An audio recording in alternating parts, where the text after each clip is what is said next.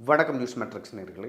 கிட்டத்தட்ட ஒரு 5 இல்ல 6 நாட்களாக என் யூடியூப் தளத்தில வீடியோவே போடல. அதுக்கு நிறைய பேருக்கு காரணம் தெரிஞ்சிருக்கும், நிறைய பேருக்கு தெரியாது. அத நான் அடுத்த வீடியோல சொல்றேன் ஏன் வீடியோ போடலன்னு. இந்த வீடியோல எத பத்தி பார்க்க போறோம்னா, கரூர் விவகாரத்தில் அரசியல் ரீதியாக என்னென்ன மாற்றங்கள்லாம் தமிழ்நாட்டில வந்திருக்கு. அது 2026 தேர்தல்ல என்ன மாரி எதிரொலிக்கும் அப்படின்னு சொல்லிட்டு தான் பேசப் போறோம். செப்டம்பர் 27 அன்னைக்கு அந்த சம்பவம் நடந்தது. அது நடக்கும்பொழுது நிறைய பேர் என்ன சொன்னாங்க, இதுக்கு முழுக்க முழுக்க காரணம் விஜய் அவர்கள் தான். தமிழக வெற்றி கழகம் தான் அப்படின்னு சொல்லிட்டு சொன்னாங்க. அதேபோல தமிழக வெற்றி கழகத்தின் தொண்டர்கள் இந்த மாதிரி செயல்படுறது சரியில்லை அப்படின்னு சொல்லிட்டு முழுக்க முழுக்க அந்த பழியை தூக்கி விஜய் அவர்கள் மீதும் அதேபோல தமிழக வெற்றி கழகத்தின் மீதும் எல்லாரும் போட்டாங்க. இது விஜய் அவர்கள் எதிர்பார்க்காதது. இதை எப்படி ஹேண்டில் பண்ணுறது அப்படின்னு சொல்லிட்டு விஜய் அவர்களுக்கு தெரியல. ஏன்னா பெரிய அரசியல் அனுபவம் இல்லை. ஒரு கட்சி ஆரம்பித்து ஒரு கூட்டத்தில் எனக்கு தெரிஞ்சு ஒரு 4வது கூட்டம் இது. அதில் இந்த மாதிரியான ஒரு சம்பவம் நடக்கிறத விஜய் அவர்கள் எதிர்பார்க்கல.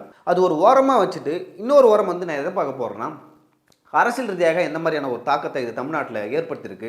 2026 தேர்தலில் இது ஒரு கூட்டணியா இல்லை விஜயை சுற்றி இது மையம் கொண்டுள்ளது அப்படின்னு தான் சொல்லணும். ஸோ அதுக்கு முக்கிய காரணம் என்னென்னா, விஜய் அவர்கள் அந்த இரவே சென்னைக்கு வந்துட்டார். அதுக்கே பல விமர்சனங்கள் ஒரு மேலே வைக்கப்பட்டது. உங்களோட கட்சியோட தொண்டர்கள் அத்தனை பேர் இறந்துட்டாங்க, அதெல்லாம் விட்டுட்டு நீங்கள் எதுக்கு சென்னைக்கு வரீங்க அப்படின்னு வைக்கப்பட்டது. எனக்கு தெரிஞ்சு அந்த அட்வைஸ் யார் கொடுத்துருப்பாங்கன்னா, கட்சிக்காரங்க கொடுத்துருப்பாங்க. அதே போல் காவல்துறை அதிகாரிகளும் கொடுக்கறதுக்கான வாய்ப்புகள் அதிகமாக இருக்குது. ஏன்னா விஜய் அவர்கள் இந்த சம்பவம் நடந்ததுக்கு பிறகு அங்கே மருத்துவமனைக்கு போயிருந்தால் அது மிகப்பெரிய கலைபரமாக மாறிருக்கும். ஏன்னா ஆளுங்கட்சி சார்பாக நிறைய பேர் வந்திருப்பாங்க பார்க்குறதுக்கு. அதே போல் காவல்துறையினர் நிறைய பேர் குவிக்கப்பட்டிருப்பாங்க. அங்கே ஏற்கனவே இருந்த நோயாளிகள் பாதிக்கப்படுவாங்க. தமிழக வெற்றி கழகத்தின் தொண்டர்கள் நிறைய பேர் வருவாங்க. ஸோ இதெல்லாம் கருத்தில் கொண்டு தான் காவல்துறை சார்பாக விஜய் அவர்கள் அனுப்பப்பட்டிருக்கலாம் அப்படின்னு சொல்லிட்டு நான் சொல்கிறேன். அதே போல் செப்டம்பர் 27 அன்று விஜய் அவர்களும் தமிழக வெற்றி கழகத்தின் தொண்டர்களும் நிர்கதியாக தமிழ்நாட்டில் இருந்தாங்க. ஒரே ஒரு அரசியல் தலைவர் கூட விஜய் அவர்களுக்கோ தமிழக வெற்றி கழகத்துக்கோ சப்போர்ட் பண்ணலை. ஏன்னா அன்று இரவே முதலமைச்சர் அங்கே போய் பார்க்குறாரு. அதே போல் பல அமைச்சர்கள் போய் பார்த்தாங்க. செந்தில் பாலாஜி, அன்பில் மகேஷ் அப்படின்னு சொல்லிட்டு நிறைய பேர் பார்த்தாங்க. அன்பில் மகேஷ் அவர்கள் அழகாக நம்ம பார்த்தோம். ஸோ இதெல்லாம் எந்த மாதிரி ஒரு மைண்ட் செட் மக்களுக்கு கொண்டு வந்ததுன்னா, இதுக்கு முழுக்க முழுக்க காரணம் தமிழக வெற்றி கழகம். இந்த கூட்டம் கூட்டினது அவங்களால தான், அவங்க ஒழுக்கமின்மையால் தான் இந்த மாதிரி நடந்தது அப்படின்னு சொல்லிட்டு சொன்னாங்க. ஆனால் என்னை பொறுத்த வரைக்கும் அதை நான் ஒரு விபத்தாக தான் பார்க்குறேன். தமிழக வெற்றி கழகத்தின் தொண்டர்களோ அல்லது விஜயோ 41 பேர் இறக்கணும், நம்ம இந்த கூட்டத்துக்கு வரணும்னு சொல்லிட்டு யாருமே எதிர்பார்க்கல. என்னை பொறுத்த வரைக்கும் இதை ஒரு விபத்தாக தான் பார்க்குறேன். ஸோ எங்கேருந்து தமிழக வெற்றி கழகத்தின் தொண்டர்களும் எழும்ப ஆரம்பித்தாங்கன்னா, மறுநாள் எதிர்க்கட்சி தலைவர் எடப்பாடி பழனிசாமி அவர்கள் கரூருக்கு வராரு. கரூருக்கு அங்கே பாதிக்கப்பட்டவர்களை பார்க்குறாரு. பார்த்துட்டு எல்லாருக்கும் ஆறுதல் சொல்கிறாரு. அதே போல் அவர் தான் முதலாக என்ன சொல்கிறாருன்னா, விஜயை தவிர்த்துட்டு இது முழுக்க முழுக்க காவல்துறையின் அஜாக்கிரதையால் நடந்தது. இதுக்கு முழுக்க முழுக்க பொறுப்பு திமுகவும் ஆளுங்கட்சியும் அதே போல் காவல்துறையும் தான் பொறுப்புன்னு சொல்லிட்டு பழியை தூக்கி ஆளுங்கட்சி மேலே போடுறாரு. ஏன்னா அவர் ஒரு எதிர்க்கட்சி தலைவர். அவருக்கு அவர் ஏற்கனவே முதலமைச்சராக இருந்திருக்காரு. அவருக்கு ஒரு ஆளுங்கட்சியோட பொறுப்பு என்ன, அதே போல் காவல்துறையோட பொறுப்பு என்ன அப்படின்னு சொல்லிட்டு அவருக்கு தெரிஞ்சிருக்கும். ஸோ அவர் இந்த மாதிரியான ஒரு ஸ்டேட்மெண்ட் சொன்ன உடனே தமிழக வெற்றி கழகத்தின் தொண்டர்களும் அதே போல் தமிழக வெற்றி கழகத்தின் தலைவர்களும் இதுக்கு ஆளும் அரசு தான் காரணம் அப்படின்னு சொல்லிட்டு சொல்ல ஆரம்பித்தாங்க. அது ஒரு பூர்வமாச்சல்லாம். ஸோ இதுக்கு பின்னாடி நிறைய தலைவர்கள் விஜய் அவர்களிடம் பேசியதாக சொல்கிறாங்க. ஒன்று எடப்பாடி பழனிசாமி அவர்களே நேரடியாக தொலைபேசியில் தொடர்பு கொண்டு விஜய் அவர்களிடம் பேசியதாக சொல்கிறாங்க. அதே போல் யாரும் எதிர்பார்க்காத வகையில் ராகுல் காந்தி அவர்கள் விஜயிடம் பேசினாங்க. ஏன்னா ராகுல் காந்தி அவர்களும் விஜய் அவர்களும் நீண்ட காலமாக நண்பர்கள். இது வெளியில் தெரிந்தாலும் எனக்கு தெரிஞ்சு ஒரு 10-15 வருடத்துக்கு முன்னாடி ராகுல் காந்தி மற்றும் விஜய் 2 பேரும் சந்தித்து கொண்டார்கள். அன்றிலிருந்தே அந்த நட்பு தொடருது அப்படின்னு சொல்லிட்டு நான் நினைக்கிறேன்.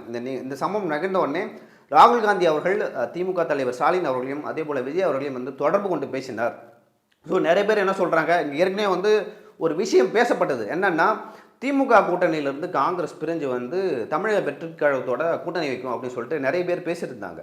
நீங்கள் அதை பார்த்துருக்கலாம். அப்படி இருக்கும்போது இந்த நிலையில் ராகுல் காந்தி அவர்கள் விஜய் அவர்களிடம் பேசியதை இது 2026 தேர்தலுக்கான ஒரு அச்சாரமா அப்படின்னு சொல்லிட்டு பார்க்குறாங்க. இன்னும் சில பேர் என்ன சொல்கிறாங்களா, எடப்பாடி பழனிசாமி அவர்கள் விஜய்க்கு ஆதரவாக பேசியுள்ளார். அதே போல் விஜய் அவர்களுக்கு நிறைய அட்வைஸ் கொடுத்துருக்காரு. அதாவது கூட்டத்தை எப்படி கண்ட்ரோல் பண்ணணும், ஒரு தலைவராக அரசியல் தலைவராக நாம் எப்படி நடந்துக்கணும் அப்படின்னு சொல்லிட்டு பல்வேறு விஷயங்களை அரசு கட்சி அதாவது தமிழக வெற்றி கழகத்தின் தலைவரான விஜய் அவர்களுக்கும் அதே போல் அந்த தொண்டர்களுக்கும் சொல்லியிருக்காரு. அதே போல் கூட்டத்தை எப்படி நம்ம ஹேண்டில் பண்ணணும் அப்படின்னு சொல்லிட்டு நிறைய அறிவுரைகளை தமிழக வெற்றி கழகத்துக்கு எடப்பாடி பழனிசாமி சொல்லியிருக்காரு. அது ஒரு புறம் வச்சுக்கலாம். அதே போல் இன்னொரு பக்கம் டெல்லியில் இருக்கிற பாஜக தலைவர்களும் விஜய் அவர்களிடம் பேசியதாக சொல்லப்படுகிறது. என்ன பேசுனாங்கன்னா, ஸோ நாங்கள் பார்த்துக்குறோம், நாங்கள் ஒரு குழு அனுப்புகிறோம், ஸோ அவங்க குழு எல்லாமே பார்த்துப்பாங்க அப்படின்னு சொல்லிட்டு சொன்னாங்க. இந்த விஷயத்தை வந்து நம்ம இப்படி பார்க்கணும், 2 விதமாக பார்க்கணும். ஒன்று ஆளும் கட்சியோட ஈகோ சிஸ்டம், திமுகவோட கூட்டணி கட்சியோட தலைவர்கள், அதே போல் திமுக ஆதரவு பத்திரிகையாளர்கள், திமுக ஆதரவு யூடியூப் சேனல்கள், அதே போல் சோஷியல் மீடியாவில் வந்து நிறைய பேர் வந்து திமுக ஆதரவாக களமாடினார்கள் இந்த இஷ்யூவில். இன்னொரு பக்கம் பார்த்தீங்கன்னா விஜயோட தொண்டர்கள் தான் ஒரு காலகட்டம் வரைக்கும் இருந்தாங்க. அந்த 27ஆம் தேதி காலை வரைக்கும் வந்து விஜயோட தொண்டர்கள் மட்டும் இருந்தாங்க. இன்னொரு பக்கம் வந்து தமிழக பாஜக தலைவர் வந்து நயினார் நாகேந்திரன் அவர்களும் வந்து இதுக்கு வந்து ஆளும் தரப்பு காரணம். அதே போல் விஜய் அவர்களுக்கு வந்து அனுபவம் இல்லை, இது இன்னும் கொஞ்சம் நல்லா ஹேண்டில் பண்ணுறக்கலாம் அப்படின்னு சொல்லிட்டு சொன்னார்.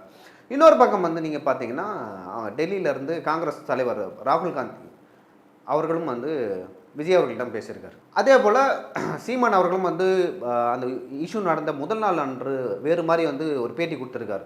அதாவது விஜய் அவர்களுக்கு வந்து ஆதரவாக பேட்டி கொடுக்குறாரு. அந்த இஷ்யூ ஒரு 2 நாள் கழித்து என்ன கொடுக்குறாருன்னா விஜய்க்கு வந்து எதிராக பேசுகிறாரு. ஸோ இந்த இஷ்யூவை பொறுத்த வரைக்கும் பேசுகிற ஒவ்வொருவங்களோட கருத்துக்கும் வந்து அவங்க தனிப்பட்ட அரசியல் காரணங்கள் இருக்குது.